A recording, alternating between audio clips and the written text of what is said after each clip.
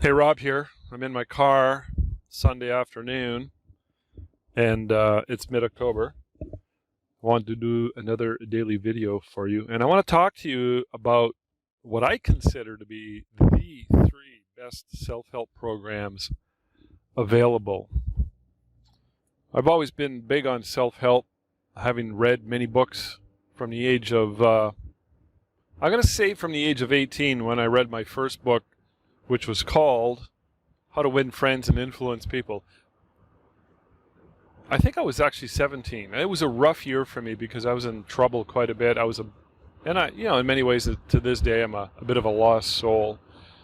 However, I read that book and my brain just blew up. I was like, whoa, they have stuff like this out there? Who knew? So I became a fan. I became a fan of the whole self-help movement. I think it's a very good thing. Some people criticize it. I think they're being irrationally delusional, because what's wrong with being on the in pursuit of the right path for one's life? I think it's a positive thing. I think people who criticize stuff like that are people who are either envious or petty or angry and resentful. But okay, the three main self-help programs that I've discovered in my life, and I think anybody and everybody could apply in or participate in all three, or just one. This is above and beyond reading self-help books, which for many, I think the biggest criticism for self-help books is the fact that people read them, they get inspired, and they don't do anything with their lives. So I'm not talking about strictly self-help books. In no particular order, the three self-help programs that I think that are the best in the world. One, 12-step program. So I've been clean and sober since January 6, 1991. And, sometimes I have these discussions with other people or people in the program or whatever, and I keep saying, or this is something I would say often. I would say, look, this is such a cool program. Anybody and everybody in the world would benefit by applying a 12-step program in their lives. So, it would be very beneficial, even if you did not have any major issues or struggles or addictions or compulsions. If you strictly applied the program that the 12-step program is based on, if you sincerely applied it and you put the actual work into it, which is really what one has to do in order to achieve what one has to achieve through these programs, you have to really be on par and seriously dedicated to working with the program. So the 12-step program has benefited me big time, like nothing else. I actually did a 10-minute speech on that topic, and I'll post it in the link below. Watch it. I think you'll really enjoy it. And a lot of people at that particular presentation where I gave that 10-minute speech were from Toastmasters. And some members came up to me and said, that was the best speech I've ever heard you do, Rob. And I've been sober almost 31 years. I've been in Toastmasters since the same year, 1991. I went from being a very shy, reserved person to being able to speak with complete and total confidence.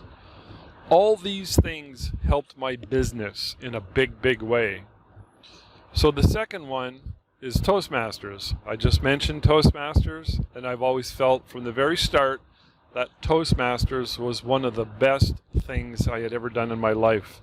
Toastmasters, of course, is a place. It's an international nonprofit organization. There are clubs in virtually every town and every city around the world. And its purpose is to help you speak with confidence. It gives you an opportunity to speak in a very supportive environment. You also learn how to run a business. There's parliamentary procedures, and you make some great friends and have a great social network. But mainly it's to help you gain confidence. I've always said this from the very start. Speaking with confidence is not something you're born with. It's not an innate talent so much. You might be predisposed. You might have been fortunate enough to have had some sort of a genetic predisposition to confidently speak. I did not. I was extremely shy from a very young age all the way through my 20s until I sobered up.